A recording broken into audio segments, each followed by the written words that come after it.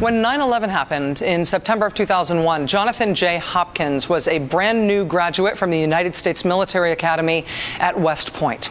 Out of a class of 933 that spring at West Point, Mr. Hopkins was fourth. Overall, fourth out of 933. He received the Knox Award, which is given to the cadet with the highest rated military efficiency in the entire class. As a newly minted Army officer, Jonathan Hopkins deployed into combat at the start of the Iraq War. When a 4,000-soldier Army brigade went into Kirkuk at the start of the war, Hopkins' platoon, the platoon he led, was one of the first. 10 days later, he was the lead element of his battalion in a vehicular assault on Kirkuk. Over the next several years, Jonathan Hopkins would rise to the rank of captain and serve 3 combat deployments in both Iraq and Afghanistan. He became commander of a Stryker infantry company. He earned 3 Bronze Stars, 1 with Valor. Yesterday, now former U.S. Army Captain Jonathan J. Hopkins was fired because regardless of all that I just said about him, our country now officially rejects his service and wants him out of the military because of don't ask, don't tell. Joining us now is Jonathan Hopkins, discharged yesterday from the United States Army. Mr. Hopkins, thanks very much for joining us. Thank you, Rachel. I know that you received your discharge orders yesterday. How long did the overall process of separating you from the military take under Don't Ask, Don't Tell? It took almost exactly 14 months from the time they first started the investigation until I left the Army, during which I continued to work day-to-day business just as I had before. So over those 14 months, I mean, you were still in the Army for a long time while this process was unfolding. Were there negative incidents, negative reaction of any kind amongst your fellow soldiers once that process started? Really, no. My experiences with my chain of command and my bosses and the peers that I worked directly with was really actually quite outstanding. They're professional. We worked in a element of mutual respect, which is exactly as it existed before I was outed about 14 months ago.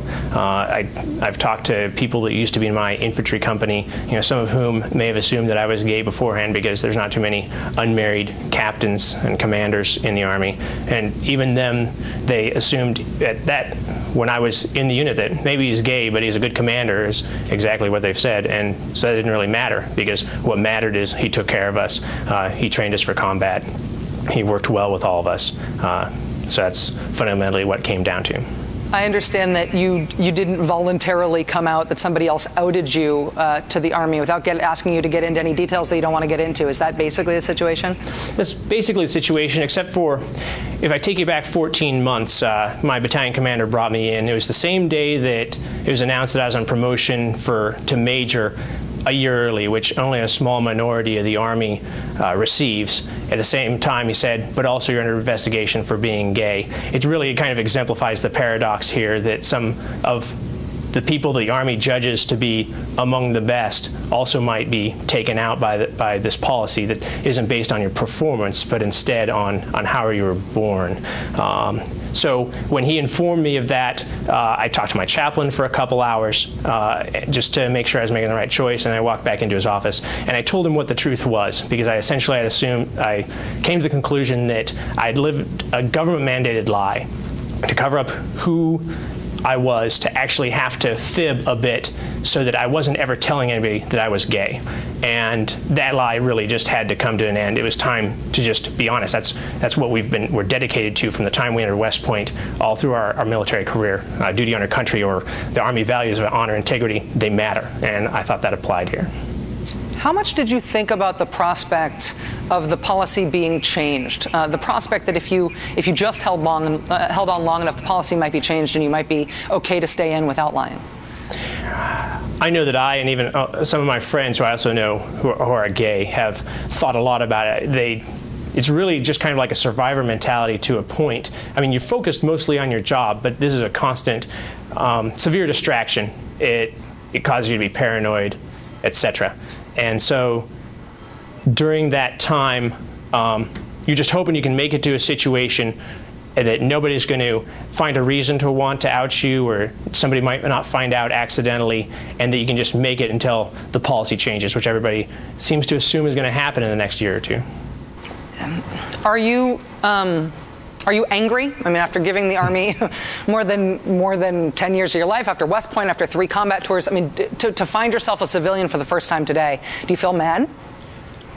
I don't think that's the right emotion. I mean, the bottom line is I love the Army. I've always loved the Army, or else I wouldn't have spent 9 years depriving myself of the ability to have happy personal relationships with others and a reasonably successful personal life, and just focused professionally. Because I loved what I was doing, I thought the people I did that work with were incredible. So the Army is just a bunch of people. It's 530,000 people, most of which I enjoy serving with.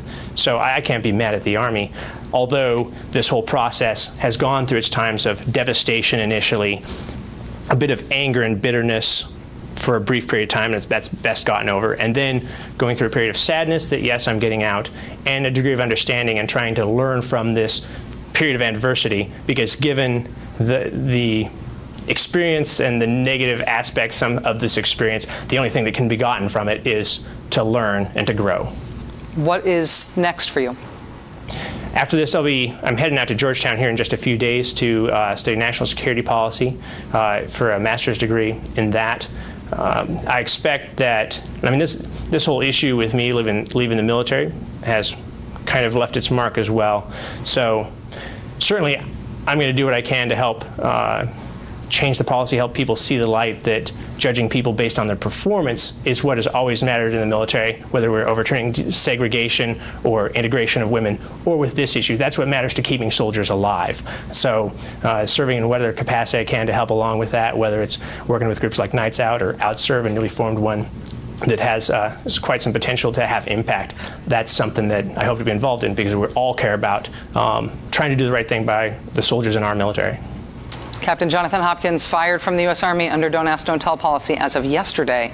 Thank you for your time tonight. Thank you for your service. Have a good night, Rachel. At this point, I'm sure in certain quarters in Washington, we are being discussed as unseemly for interviewing people whose military careers the Commander-in-Chief is currently right now ending, despite all his professed urgency to the contrary. I look forward eagerly to the complaints. There's more to come ahead.